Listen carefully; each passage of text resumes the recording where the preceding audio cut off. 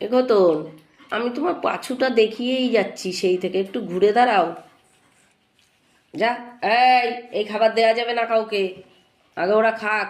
তোমরা খেয়েছো না?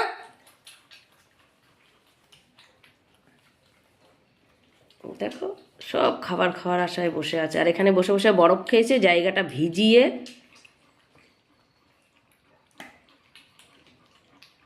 ওদের পা হাত সব চেটে পরিষ্কার করে দিবি। থালায় না থাকলে ওরা খাচ্ছেই না, নিচে পড়ে আছে, খাবে না।